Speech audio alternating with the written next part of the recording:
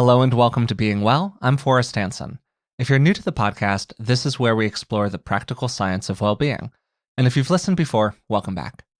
You might have heard the line, attachment is the root of suffering. It comes from the Buddha, but you don't have to be a Buddhist to recognize that becoming overly attached to a particular outcome, person, or even view of yourself can lead to a lot of suffering. And there's this particular feeling of grasping or clinging, a kind of tightness that's closely associated, at least for me, with stress. But at the same time, there are clearly things that seem pretty sensible to be attached to, right? From our close relationship partners to friends and family to living as a reasonably moral person in the world. And that's even setting aside the basic things like having enough food or a secure place to live. So, what's the problem with attachment? What differentiates problematic forms of attachment from more useful ones? How can we recognize the difference between these two things? And then the big question, what can we do to become a bit less attached over time? That's what we're going to be talking about today. And to help us learn how to do all of that, I'm joined as usual by Dr. Rick Hanson. Rick is a clinical psychologist, best-selling author, and he's also my dad. So Dad, how are you doing today? I'm good, and I am thrilled about this topic. Yeah, very much the same. Was really looking forward to talking with you about it. And I basically just want to have a conversation about attachment with you today because I think that it is such a big topic and also one that there are a lot of misconceptions about. But before we get into it, just a couple of quick reminders. First, remember to subscribe to the podcast on whatever platform you're currently listening to it on. It really helps us out. And then second, you can find us on Patreon. It's patreon.com/beingwellpodcast. And for the cost of just a couple dollars a month, you can support the show, and you'll receive bonuses like deep dives into the research behind each episode, transcripts, and ad-free versions of everything that we create here. So I want to start this by actually sharing a quote from the Dalai Lama of all people. Don't try to use what you learn from Buddhism to be a Buddhist. Use it to be a better whatever you already are. And this isn't really intended as a Buddhism episode in any sense, but the investigation of the nature of attachment and all of the suffering that comes out of it is core to that tradition. And Buddhism is around 2,500 years old, so a lot of smart people have been thinking about this stuff for a really long time. And it makes sense for us to try to learn a little bit from them where we can. So that said, whenever I talk with a friend about anything Buddhisty for longer than 5 minutes, some version of two questions almost always come up. The first one is, well, Forrest, what does life is suffering mean? And then the second one is, if attachment is the root of suffering, wait, why is attachment bad? Are you telling me I should have no attachments? So, Dad, what's the problem with attachment? I do want to start with your first statement, and to make a point that the Buddha taught in a primarily oral tradition in which there was very little writing. So the earliest surviving written record came in a few centuries after his death. And then more broadly than the question of what did the Buddha actually think and teach, beyond that, what's really true? So in the spirit that he taught of empiricism, of seeing for yourself, of judging things on their own merits, we're going to have this exploration here. So in that context, then, the common statement, life is suffering, is thoroughly not Buddhist. So right off the top, that's not what the Buddha didn't say, right? If I could just do a quick summary here of the Four Noble Truths, which are basically the frame of this conversation. The first of these is that, yes, there is suffering. Now, suffering is a very broad term. It's probably not the best translation of the term that arose in the language of early Buddhism, which is Pali, spelled P-A-L-I. There is unsatisfactoriness. There is discontent. There is disappointment. And imagine the Buddha living and teaching in a time 2,500 years ago in which slavery was rampant, injustice was everywhere, patriarchal, wars, brutalities, no modern Caste medicine. system in India, the whole It was thing. a mess. Yeah. There is a lot of suffering. So just the statement, yeah. And you could look at the people walking down the street, look at your face in the mirror. There is, fill in the blank, there is suffering, there is discontent. Okay.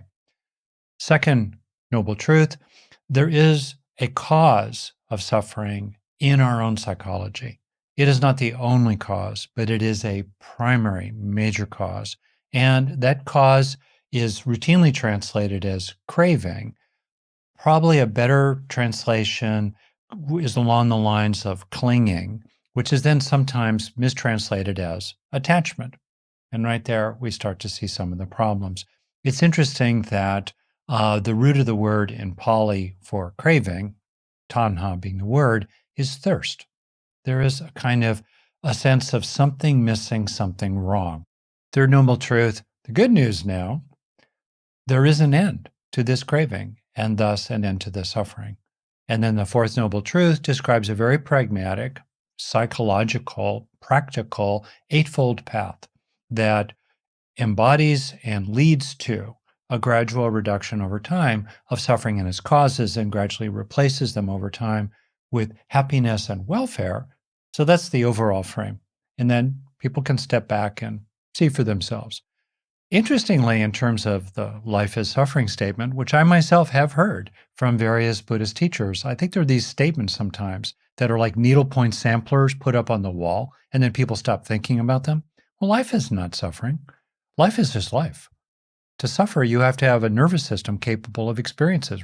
Do bacteria suffer? They don't have a nervous system. Does corn suffer? No. So life doesn't suffer. That's going to be, all right, I'm sorry, Dad, just not to cut you off here, but that's going to be the poll quote from this episode. Does corn suffer? I'm ready for that one. Okay, sorry. That's like a Zen koan right there. Does corn suffer? You're totally right. And you're going to have to interrupt me because, of course, you're just going to tap the play button. And there's so many points here that I'm going to try to move through quickly. Yeah, this is a really dense territory that you're already moving through. And just to highlight one thing that you're saying, there are a lot of people who translate the first noble truth as life is suffering. And I agree with you that like it's not the best translation of that. And much in the same way, I agree with you that like attachment might maybe not be quite the perfect translation of that word. I actually think that thirst is the best translation. Like a thirsting, a hungering, that craving, clinging that you're talking about.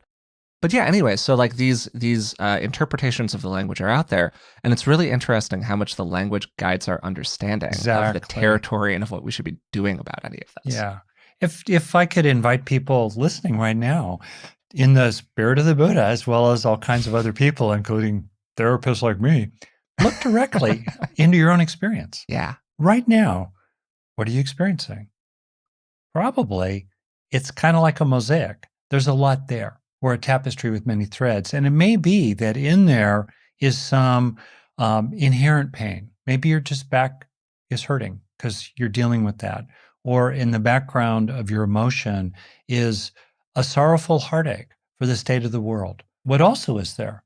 There are many tiles in the mosaic of consciousness almost all the time that have no negative affect in them. There's nothing unpleasant about them. There's no suffering in them. There's just neutral perception of the room around you alongside certain things that maybe are enjoyable, such as hopefully to some extent listening to this podcast. So it's foolish to say life is suffering, but it's equally foolish to say there is no suffering. So then the question becomes, what are we going to do about it? And now we're really into the pragmatics of what are the causes of suffering, particularly that suffering that is added to the inherent physical and emotional pain of being a living animal in this world. And this is where the Buddha made a really useful distinction between the first darts and the second darts of life. For example, if someone drops a brick on your foot, that pain is inevitable. There is that kind of pain. There is the pain of aging, disease, death. There is the pain of losing those you love. There is the pain of compassion. Incompassion is a kind of pain in which we have empathy for the suffering of others. All right. Then there's also the second darts and third and fifth, the ones we add ourselves. Let's say a brick lands on your foot, there's the immediate physical pain, but then we start adding our reactions, our anger, our sense of indignation. How dare you drop a brick on my foot? We start transferring in material from our childhood. I've had so many bricks dropped at my feet over my lifetime. Why aren't people taking better care of me? All of these are understandable. I'm not making fun of them. I'm just trying to make a distinction between the inevitable discomforts, including agonizing discomforts, physical and emotional of life, and the ones we construct ourselves. because that second kind of suffering is full of hope, because it means there are things we can do, including inside our own mind, not to the exclusion of social justice, etc., but inside our own mind, there are things we can do to reduce the construction of unnecessary suffering in ourselves and others.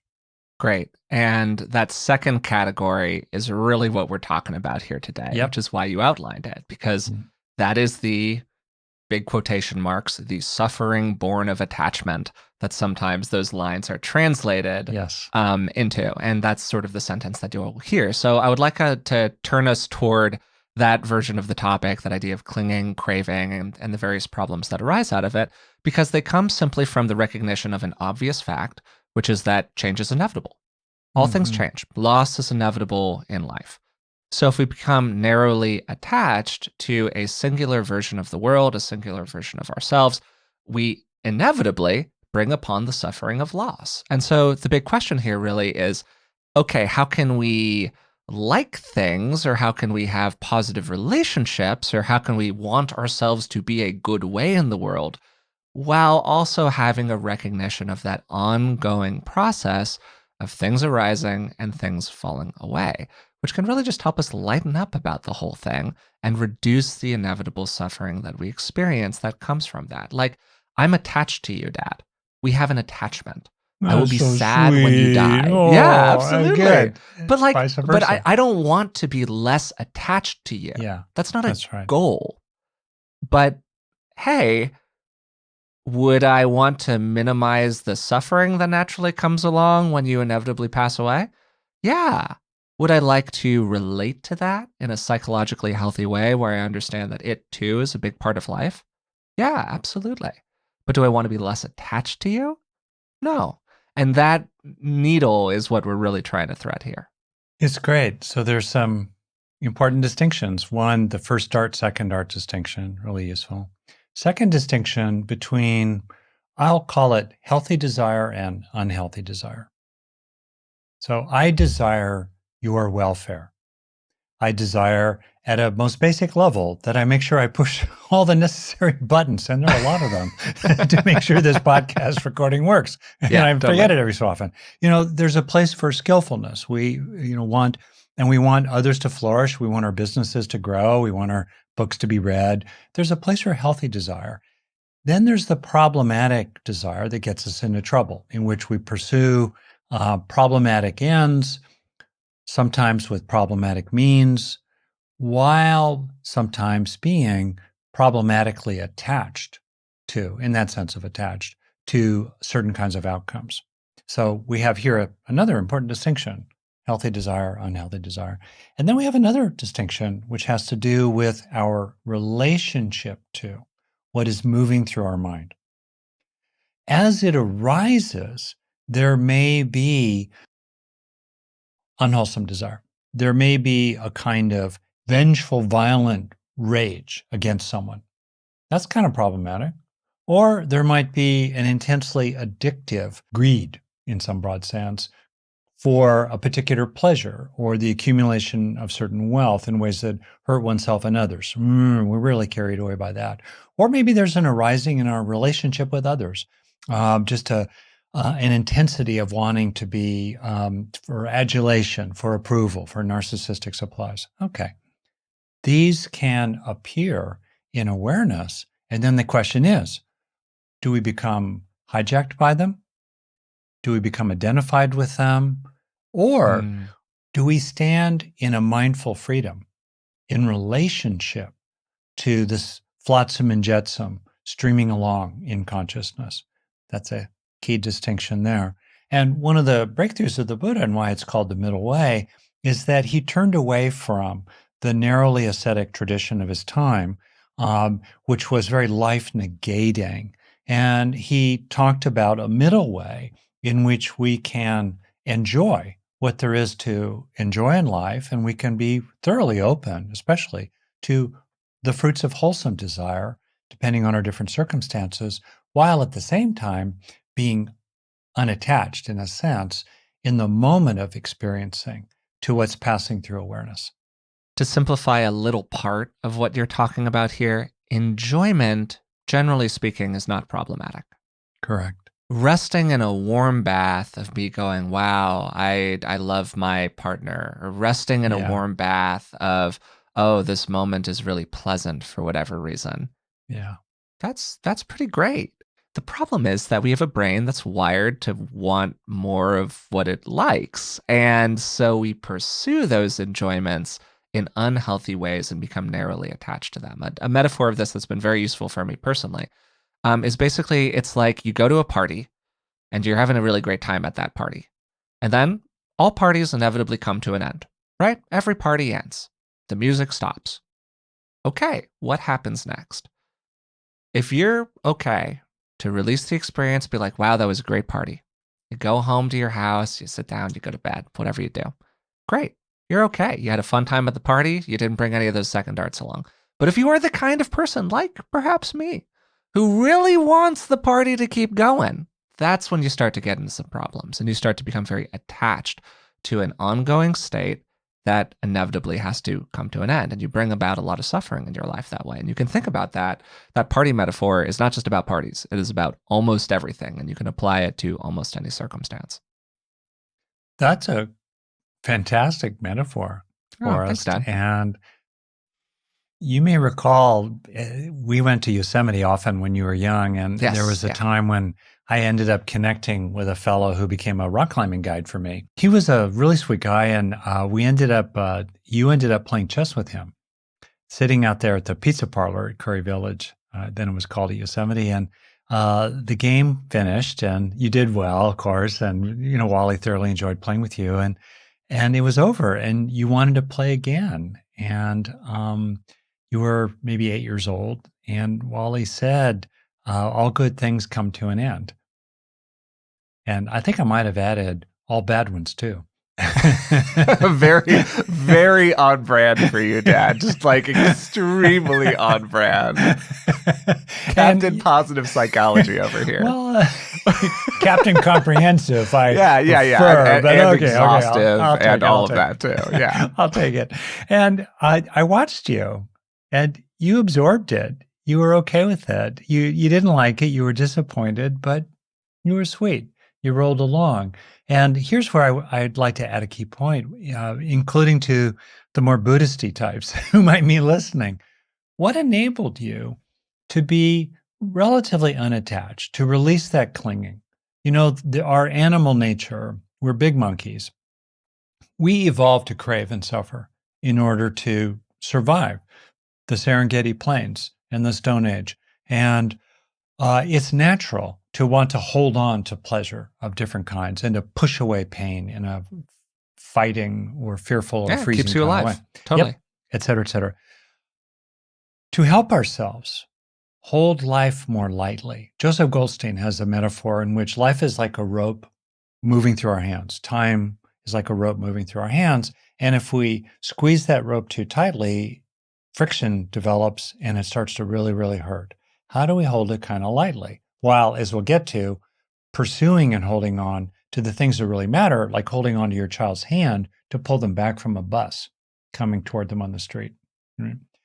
One thing that I think enables people to hold life more lightly and to move on when they're facing disappointment is to have already repeatedly internalized many, many beneficial experiences, a breath at a time, to build up an underlying substrate of well-being, a core of well-being hardwired into their nervous system, which I can say you had done a lot by that point. So it was easier for you to let securely go. attached child, pretty positive childhood experience, a lot of trust with my parent who's moving around in the background, basic belief that if this pleasant experience ends, another pleasant experience will come along at some point in the future. So I don't need to grasp this one so tightly, all that good stuff. Yeah, totally. Yeah, and it's helpful to grow up in a middle-class American family and privilege advantage, Absolutely. blah, blah. Totally. But the fundamental principle is the same about internalization and gradually helping yourself receive. A lot of Buddhisty types are afraid to sort of take for themselves, oh, that's clinging. Well, no, that's healthy feeding. If you're with someone who's hungry and they would like to eat, are they clinging to the food? No, they're engaging in a wholesome, beneficial activity of taking in nutrients. Well, we need to take in psychological nutrients in much the same way and digest them and internalize them and weave them gradually into our own fabric. So there's clearly something that differentiates the warm bath of enjoyment or even positive attachments, like my positive familial attachment to you or to my sister or to my mom or whatever else, from craving and clinging. And to me, there's often a feeling associated with it that's very somatic and is very much driven by tightness and contraction in my body. And these are good somatic markers for me to be like, oh, I'm feeling this way in my body. So maybe I need to reflect on what's going on inside of my mind. You earlier alluded to some forms that problematic attachment can take, where you talked about activating strong feelings of anger towards somebody else or a real attachment to view, I think, was an example that you gave about really wanting things to turn out a particular kind of way or being narrowly attached to an outcome that you're working really hard towards. So these are all different kinds of examples of problematic attachments. Would you mind giving maybe one or two more problematic attachments that people have? And then also just this general idea of like what differentiates those from the really okay ones? There are different ways into this, and I'll start experientially also. And again, kind of invite people to look into this themselves. Just where you started with that sense in the body of pressure or contraction. I think both of those are really helpful to become aware of. Pressure, contraction. Uh, in it often is implicit, and it's interesting and useful to make this more explicit in your awareness, a sense of separation, feeling beleaguered or separated from all that is, or fixated on a part of reality. This must stop. This must continue. These are useful, I think, markers. So that would be one. Second, to kind of pick up on what you just said there, but maybe more structured way, the Buddha identified four categories, four objects of attachment. Probably there's some that are outside these four, but these four are a good start, right? So the first of these is called attachment to sense desires. And this is basically in the pain pleasure dichotomy where we get attached to or fixated about pleasures, the ongoingness of the growth or the creation of pleasure or the ending decrease or prevention of pain. Second, view, exactly what you said. And this is a very interesting one to pay attention to, especially if, like you and me, you're people who are paid to have correct views. Paid to have an opinion. Yeah, for sure. Yeah, and to be right about stuff. And so it's especially important to be careful about that attachment to our viewpoint, sometimes with the top spin of righteousness. Third, it's translated routinely as attachment to rites and rituals. Rights, not RIGHTS, like all humans are created equal. Yeah, like religious rituals. Here's the Buddha really critiquing his time.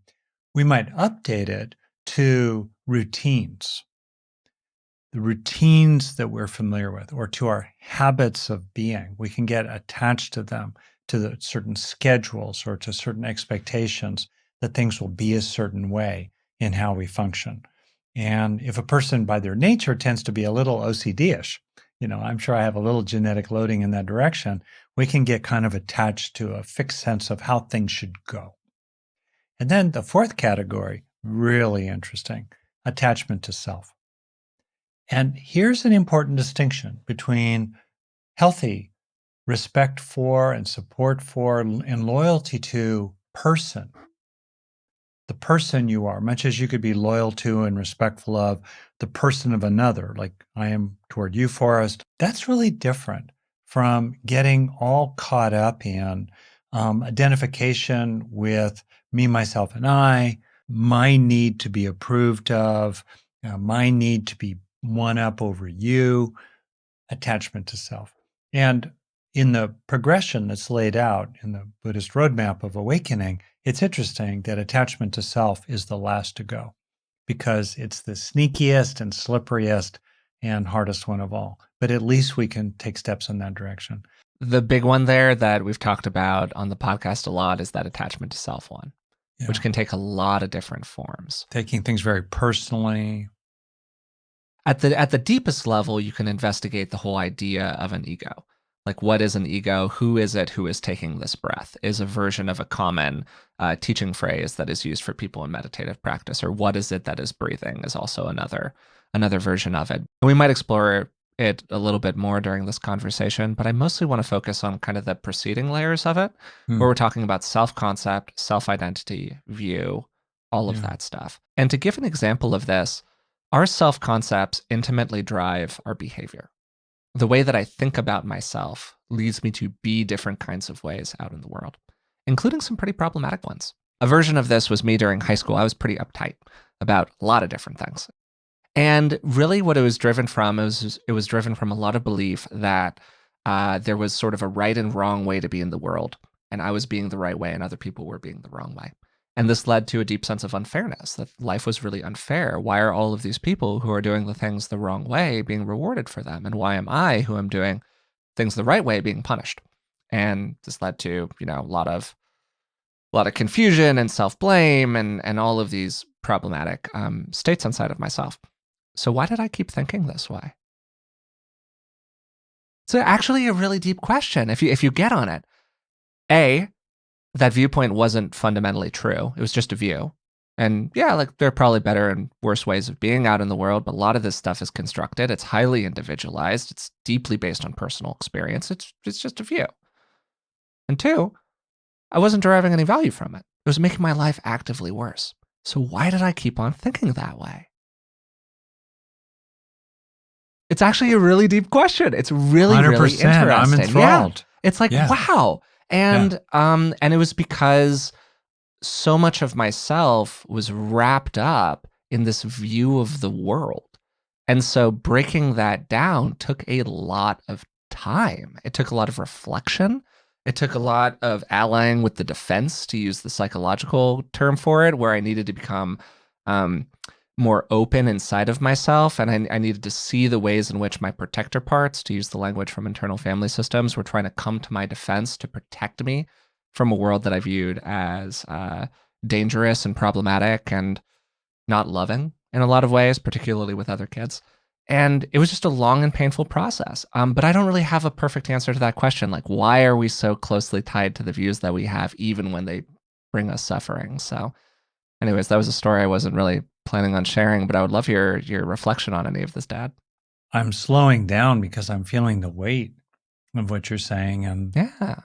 to really kind of feel that it's a real thing. And I'm really happy for you that you have gone through a process, obviously, of self-awareness about this, and freedom about it. It's really about our relationship to our thoughts, our feelings, the whole of our psyche. We're animals. So the stream of consciousness is constructed, rooted in a 600 million year history of the nervous system, and a lot of flotsam and jetsam. A lot of in the weird stream. stuff happens in the mind. Yeah. Yeah. The whole thing, though, is, are we identified with it? Have we hopped on board? And are we so close to it that we can't get any distance from it? And are we continuing to reinforce it along the way? And you're getting free of that process. Totally. And I really want to take just 1 second here to highlight something that you're saying, which is that process made me more free.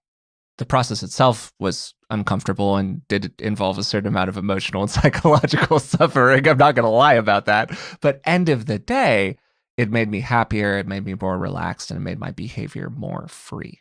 It being your growth process. And my relaxation of attachment, my Yeah. relaxation of attachment to that view, to that self-concept, to that self-identity. Yeah.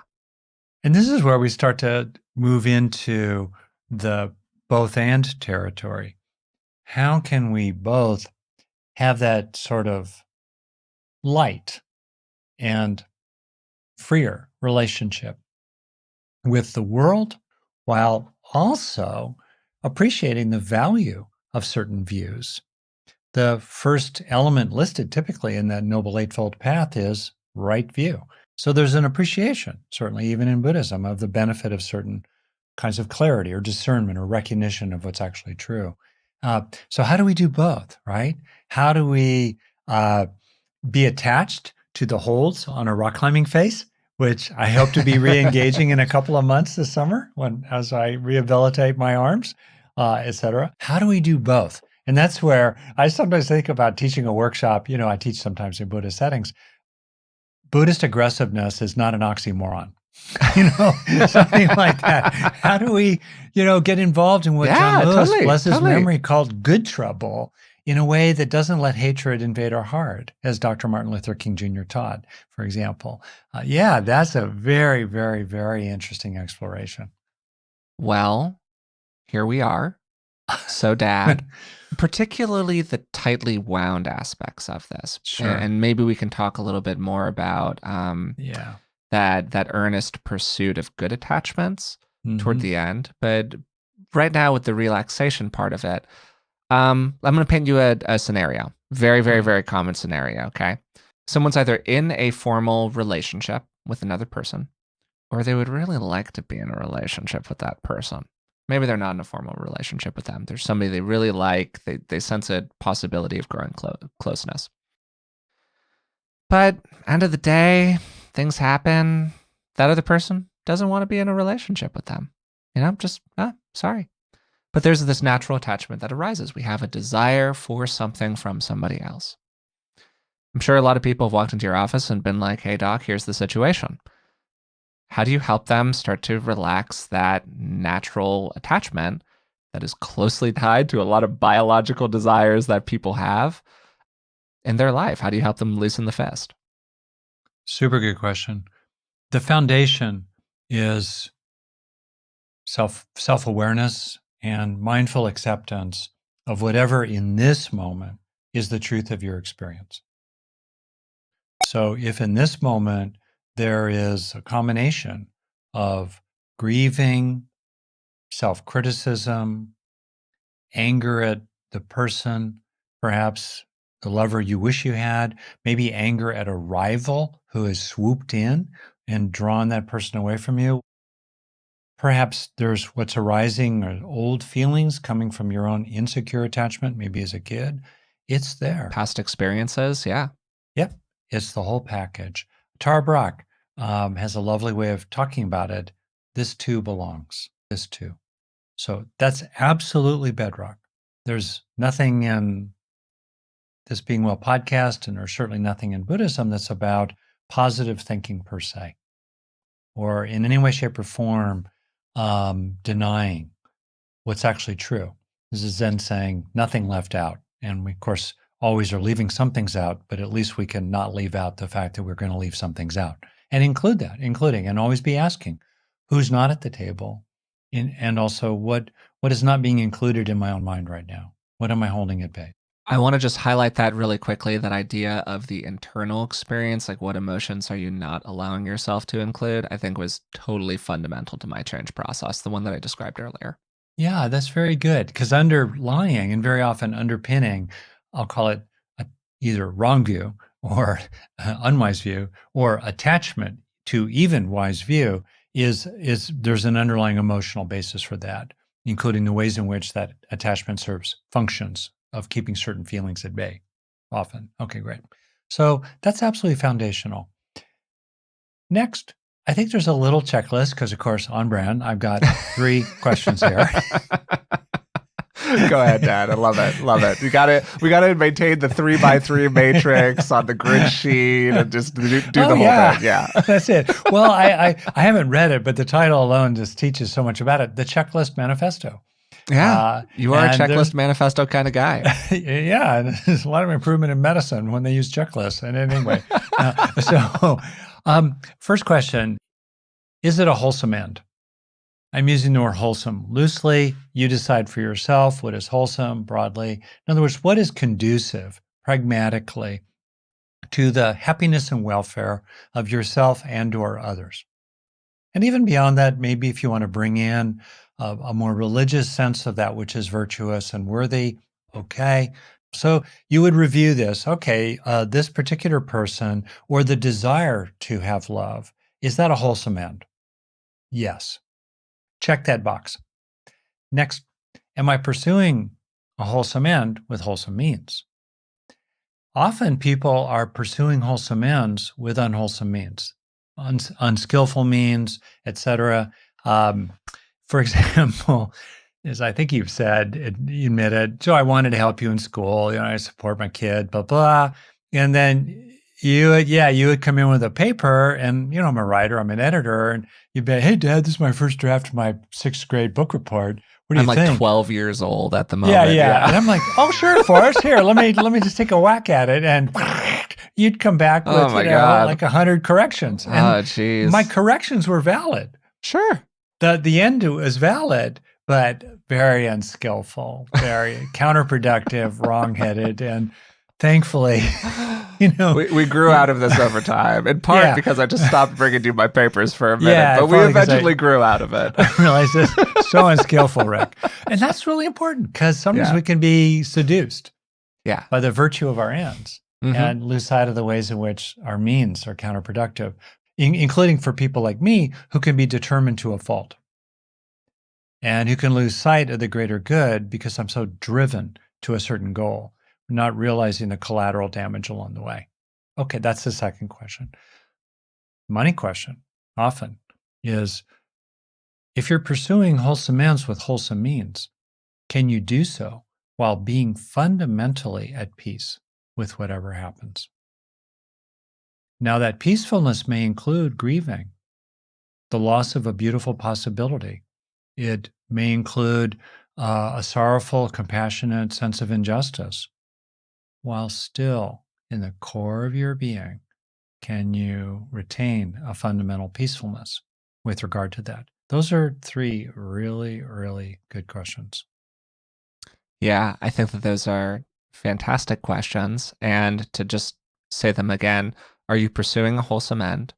Are you pursuing a wholesome end with wholesome means?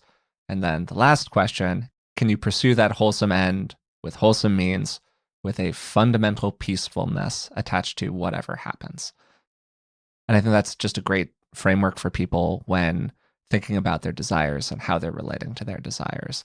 And I want to use this as an opportunity to go back and edit the story a little tiny bit that I told earlier about my own relationship to attachment, where I was very attached to this particular view of things. And during that story, I said some version of, I don't know why I did that. And I've had now 15 minutes to reflect on this. And I'd love your take on this, Dad. I think it's really actually clear why I did that. I did that because I was trading one pain for another pain. I had an allegiance to a vision of myself, and that vision of myself was causing me to suffer. But it was probably causing me to suffer less, or at least causing me to suffer differently than the ways in which I would have to suffer if I were going to break that view. And so we see that we do this all the time, and we see this through our attachments, right? So to continue this example that we're talking about here, you're attached to a theoretical relationship. What are you getting from that attachment? What are you not having to grieve in the process of staying attached? What are the pains that you are avoiding?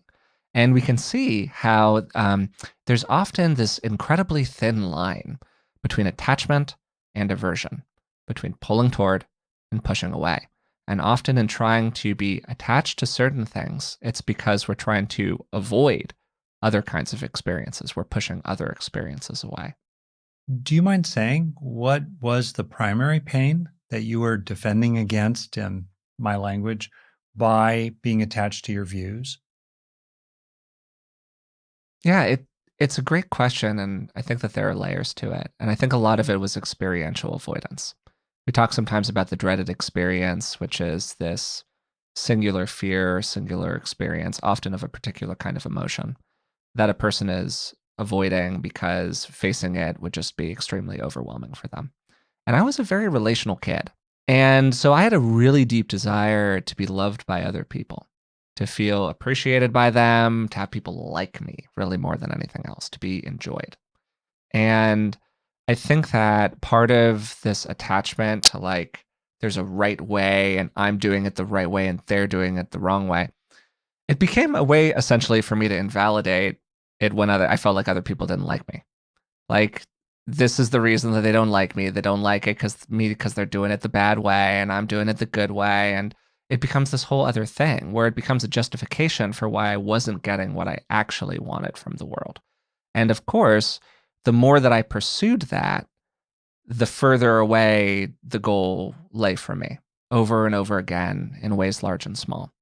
And it became reinforcing because I didn't want to feel wrong, God forbid, because nobody wants to feel wrong, but I really didn't want to feel wrong. And so it became like a snowball rolling down a hill where you just Yeah. become more and more and more committed to a way of being because changing is an admission of guilt, Yeah. essentially. And Mm. that sucks. So I think that was a lot of it. And I think it took exiting the situations I was in. I mean, doing a lot of personal growth stuff, going to therapy, the whole thing, to separate from that self identity, and to just relax a little bit about right and wrong and the nature of the world and who the good people are and who the bad people are, while still having, of course, moral views about the whole thing. Hooey. I hope that people get value from this. And it's really touching. Mm. Really touching, Forrest. Well, thanks, Dad. Yeah. And true. Yeah. And to kind of name it, there's this moment, this experience that we've all had in which we release about something. And we talk about it as a release. We release from, and then often alongside it, there's a releasing into.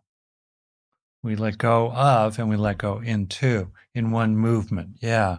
And I think it's really important to appreciate that shift that occurs that you've had big time over some time. And then right now, even there's some realization here. And to be real about it and to appreciate it in others and to appreciate it in ourselves and to foster the conditions that open us up to that shift. And one of those conditions, I think, is to cultivate a general mental flexibility, as Steve Hayes in ACT talks about, a flexibility, including related to your own mind, and a broad sort of looseness that includes a valuing of getting off it. That's a phrase from our 70s human potential where you get off it, where you go, oh, wow, I've been like that. And I get off it. Yeah. You relax, you release. Yeah. Yeah, it's actually ironic and unfortunate that sometimes when we get off it with another person, that's when they really pile on somehow, Mm-hmm. even though we're now off it. But anyway, and valuing getting off it. Yeah, there's just a lot in this. And we were stoked for this conversation and we didn't quite know where it was going to lead. And I think we've gone to a super interesting place here, but it's a little bit different than the one that I Oh, yeah. expected us to go to. So we've wandered into unexplored territory here, and we're definitely off the beaten path of the little note outline that I prep for each of these conversations. So I'm just in real time thinking about this whole topic. And man, I think that so much of this has to do with an expectance of short term pain for long term gain. Relaxing attachment sucks most of the time. It is not a pleasant experience in the moment because the mind wants to be attached for all of the reasons that you outlined before, Dad. We're big monkeys. We have biological needs, we have attachment desires. We want to keep on keeping on. And so, most of the time, whether you're going through a big self identity change or you're just relaxing your attachment to the idealized relationship or to some outcome out in the world, there is pain in that moment. And so I think that part of the process is getting real about there being a certain degree of uncomfortable emotion that is going to arise alongside the relaxation of attachment. And then we can do various things to fill ourselves up. We can do things alongside the discomfort to help ourselves manage it. But I think it's, unless you are an extremely practiced person, the moment of releasing the pleasurable experience, whatever that is, just comes with a certain degree of discomfort. First, everything you're saying, remarkable that we're able to talk about this.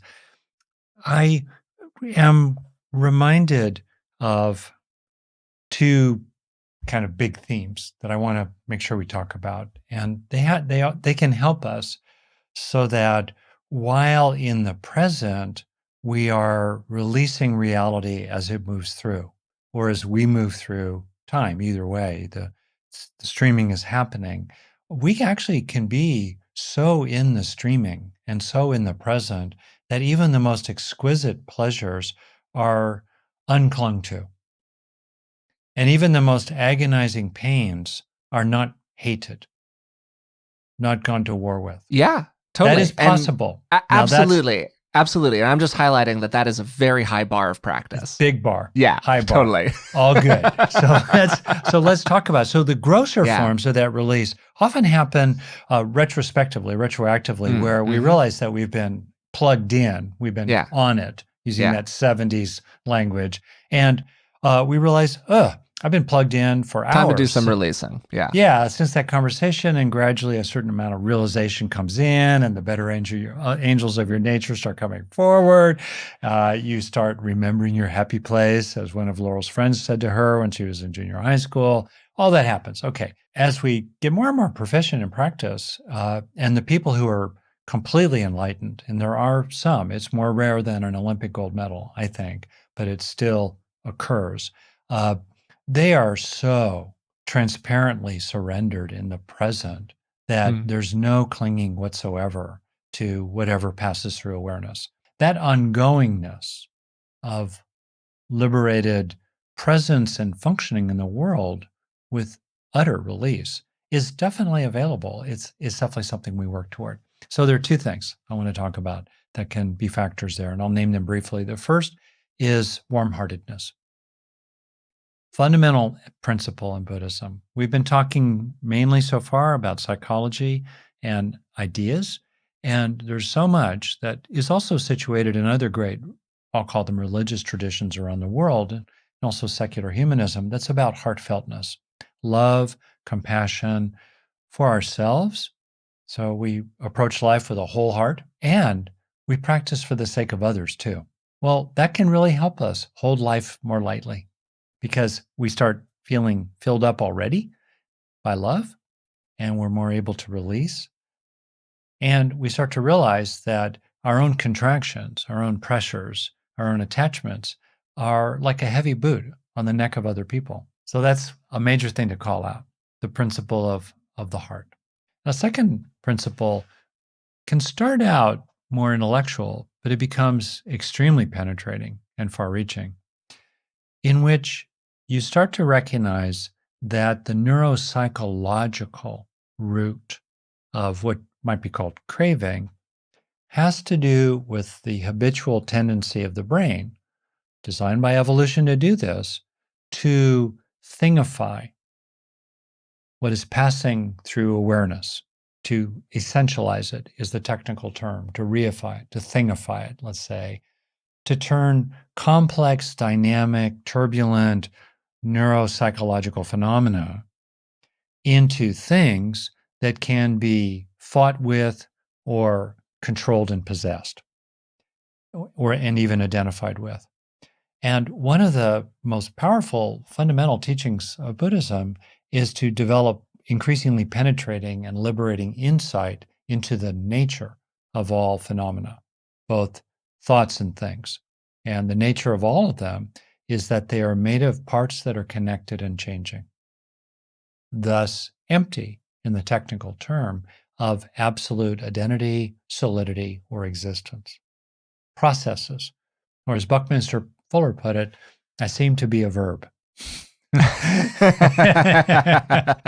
And I think that that's a great point, because what it does is it lets us see the space between the atoms a little bit more. Yeah, Whether they're that's the right. atoms of an object, the atoms of a person, the atoms of an experience, we're all going on being. We are verbing right Yes, now. Yeah. that's right. Which can give us the hope and the courage to relax the present as the future arises. Good. And we start to recognize that the nature of all of our internal phenomena, certainly, and in some senses, physical phenomena too, cups, gophers, and galaxies, right? That we start to realize, oh, all of it is process. All of it is interdependent. All of it is interrelated, so that no thought or thing is actually capable of being attached to. Mm. What are you Ah, connecting the boat to? Yeah. yeah, yeah. This element of insight, of observing directly, not based on theory, but directly. Wow, all of my experiences. It's easier to start with experiences, and over time you start to recognize that this extends to physical objects as well, and the whole universe, and certainly your body ultimately. Or in the metaphor I talked about in Neurodharma, eddies in a stream. They exist as patternings in reality that are made of parts that are connected and changing and arise dependently upon everything else. And when you start to recognize more and more that all thoughts and things are like eddies in the stream, as I say it, you start to love the eddy while being the stream. So, do you think that it's that warm hearted quality that distinguishes useful attachment from less useful attachment? That's a really interesting question. Yeah, I'm just trying to find some of the distinctions between those two as a way into talking about those Yeah, useful attachments that we were mentioning earlier. How it's totally appropriate to have a moral perspective. It's totally appropriate to look out in the world and go, wow, that's really messed up. And I'm fairly attached to changing it in a useful way. While, of course, at the same time, understanding the limits of my influence, the things I can't control, all of that good stuff. And for me, again and again, it feels like there's a warm hearted quality associated with it. that's really interesting. I do think that that warm-heartedness, you're right, is often a very big indicator. Now, we have to be a little careful because sometimes that warm-heartedness can get caught up in things like jealousy and possessiveness, or as research has shown, oxytocin sounds so great, right? Well, one thing that oxytocin can do is promote the sense of us against them. Yeah, and you've got a lot of viewpoints out there in the world where there are a lot of people who think that they're doing something out of love, and you take 3 steps back and you look at it and you go, "Holy moly," you know. So you want to be quite careful with this stuff. Yeah, Yeah, that's really true. I think broadly, there's this metaphor you find in Tibetan Buddhism of the jewel in the lotus, and one is wisdom and one is compassion, and the two together. I guess maybe I know we're kind of coming to the end here, and if we could maybe swing it back to the start, the whole point of this is to find out what's useful for you, grounded in the truth of things. You know, it is said that the deep root of suffering is ignorance or delusion, not recognizing the, in particular, relationship between craving and suffering, and even more deeply, being ignorant about or not recognizing uh, these qualities of all phenomena as being made of parts that are connected and changing. And so, as we've talked here, the invitation for anyone listening is to really keep looking at, well, what do you see? What seems true to you? What do you recognize? What increases your suffering? And what increases your happiness? What increases suffering in others based on your own conduct? And what increases the happiness and welfare of others that you can actually do in this world? That's really, really, really the bottom line. really well said. As I've been thinking about this, having this conversation with you, there's just such a big difference between enjoying a process and wanting that process to keep on going the same way.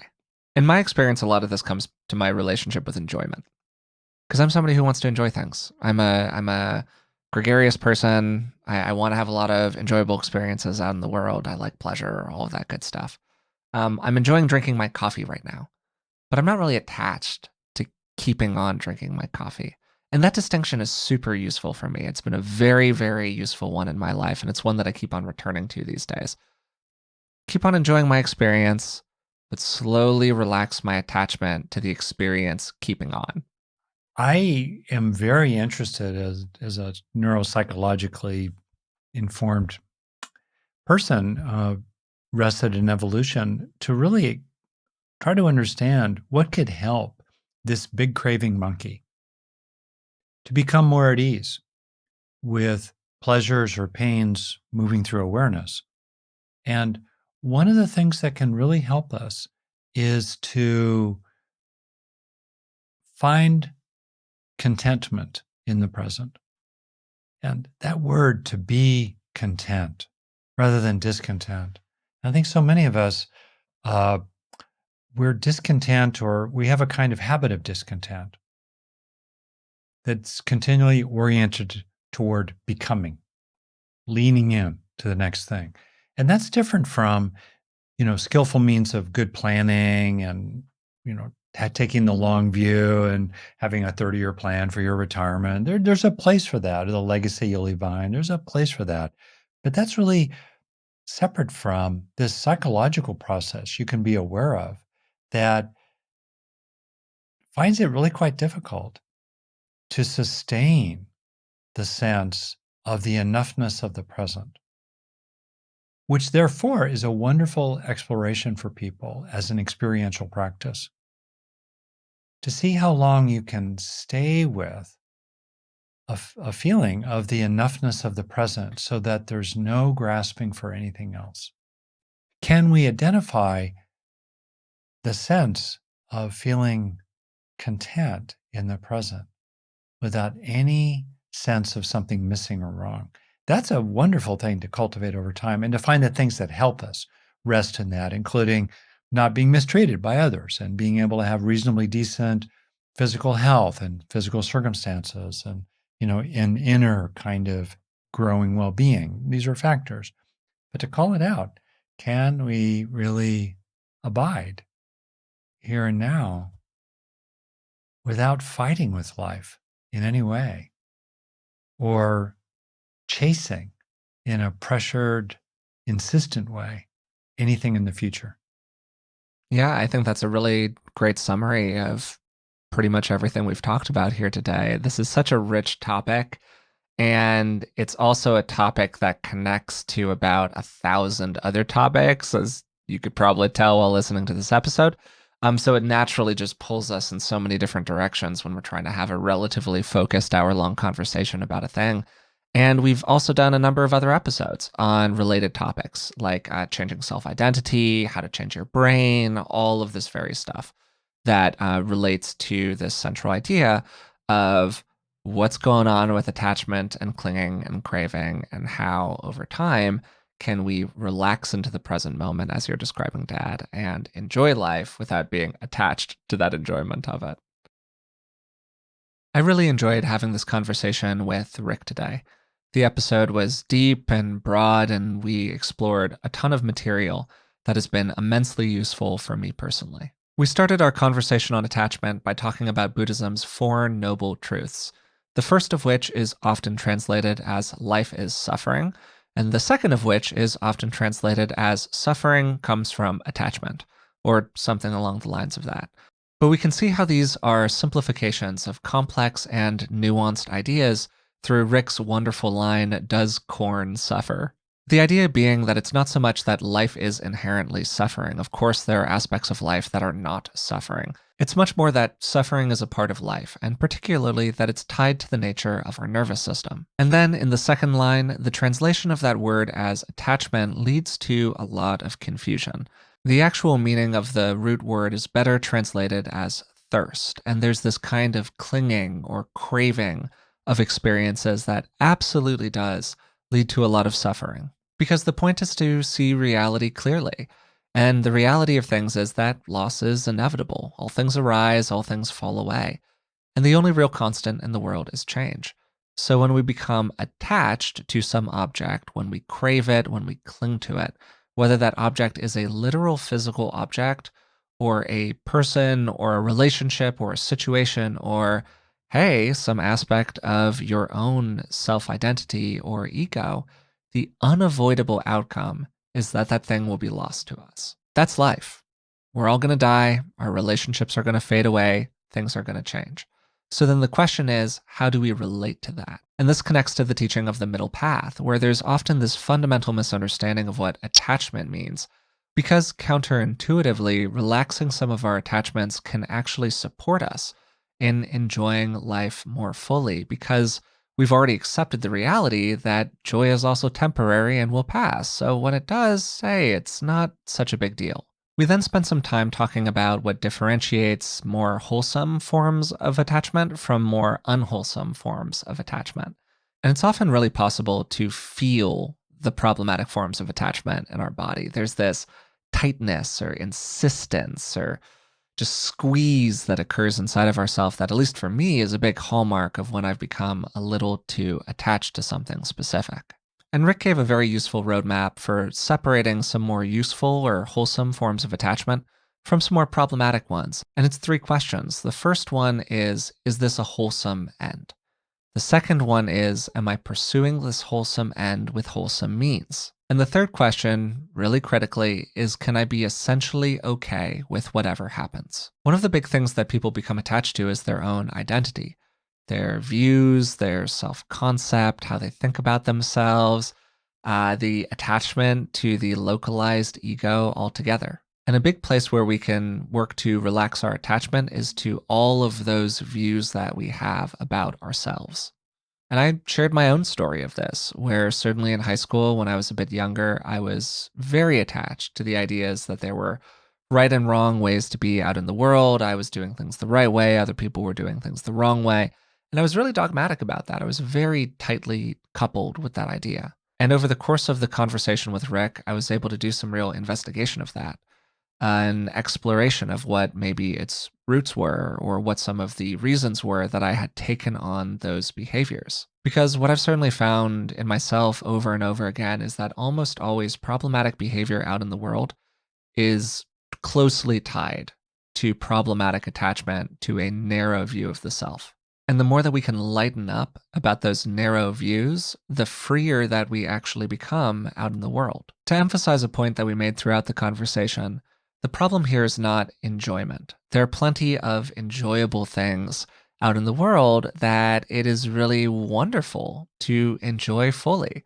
But there's a big difference between floating in a warm bath of enjoyment and wanting that warm bath to go on and on and on. Really enjoyed this conversation. Hope you did as well. And if you have been enjoying the podcast, we'd really appreciate it if you would take a moment to subscribe to it. You can also find us on Patreon. It's patreon.com/beingwellpodcast. And for just a couple of dollars a month, you can support the show and you'll get a bunch of bonuses in return. Until next time, thanks for listening.